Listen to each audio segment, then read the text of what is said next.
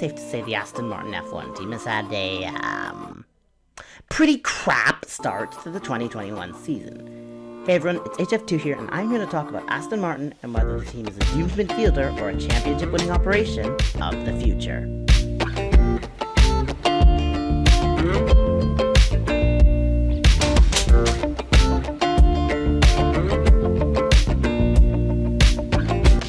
The Aston Spiker Force Jordan Point Martin Racing India Formula 1 team, formerly known as Racing Point, is run by a guy who goes by the name of Lawrence Stroll, and he's the one who calls the shots in the boardroom. He's also sometimes called the king of nepotism, but we don't have to talk about that.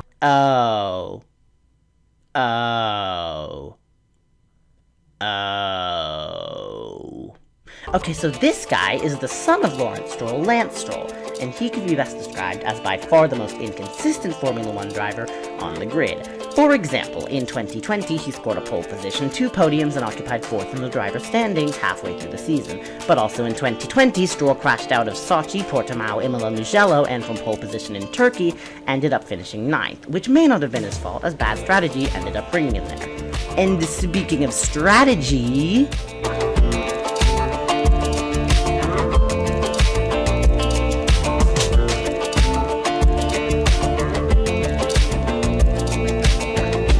The Aston Martin Formula 1 team has a bit of a history of taking strategy gambles, which either pay off and get the team some big points, like in Germany 2019 or Belgium 2018, or, how should I put this?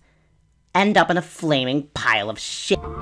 And that's something that sets apart championship-winning teams from the rest. They rarely take gambles because every time they do it, it's a time that another team can do better if said gamble fails. But Aston Martin didn't seem to pick up on that one, seeing as when in the wet, they seemed to have an exactly 50-50 shot of getting a good result, even with great drivers like Sergio Perez, Nico Hülkenberg, and Esteban Ocon at the wheel of their cars. But of course, to get a good result, you need a good car most of the time, and that's something that Aston Martin has not produced for this season. Sure, Lance Stroll's 7th at Imola was good, but that was in the wet, and if it weren't for Fernando Alonso retiring from the Bahrain Grand Prix, they would have scored no points in that race, after finishing 4th in the championship with the 2019 Mercedes last year. Obviously, Aston Martin didn't like the idea of facing up to the truth that maybe they just did a bad job adapting to the technical regulations for 2021, so instead they did what any logical F1 team would do.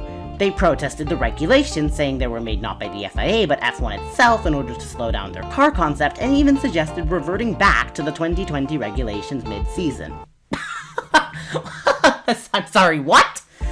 Besides the logistical challenges of teams designing upgrade packages for these cars and not these cars, Aston Martin's actions will only delay them getting on top of the car right now.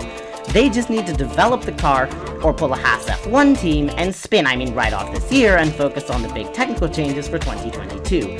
And we haven't even mentioned Sebastian Vettel yet.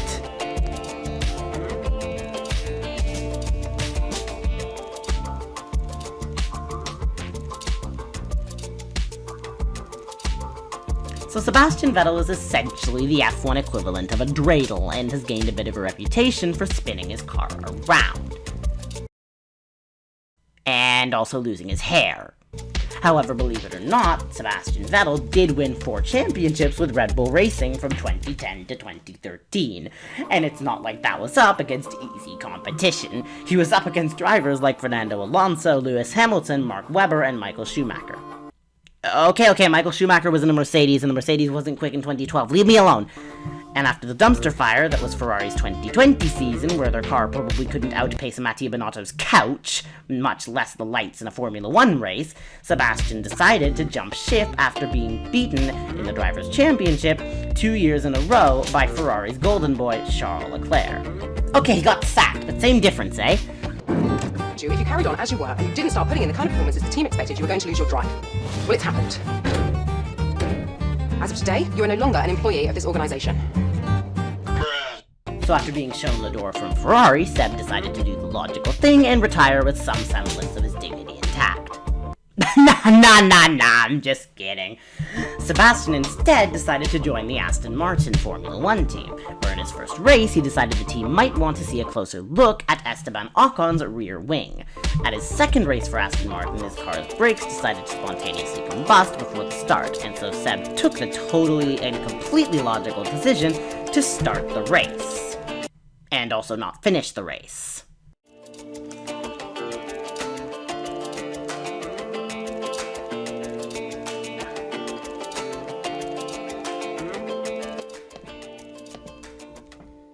So the Aston Martin Formula 1 team's technical department is headed up by a guy named Andrew Green, and he's a solid technical director who helped the team overachieve to consecutive 4th places in the championship in 2016 and 2017 on a tight budget in their Force India days. He also helped ensure that Mercedes used their 2019 car in 2 F.O.M seasons, but above Andrew Green is Otmar Safnauer,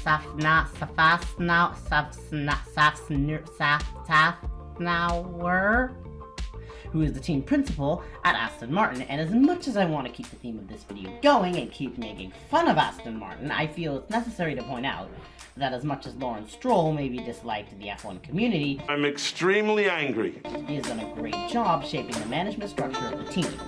But if the drivers can get on top of the car next year for the new regulations, I think we could be looking at a solid Formula 1 team, especially if Sebastian Vettel gets his act together and doesn't actually spin. Looking through everything, it's clear Aston Martin have work to do to become a title-challenging team. But after a good season in 2020, they look on the up, right? Well, I'll let the comments decide that. There you go, everyone. That is my video on the Aston Martin Formula 1 team. So I hope you all have a great day, and I'll see you in the next one. Bye now.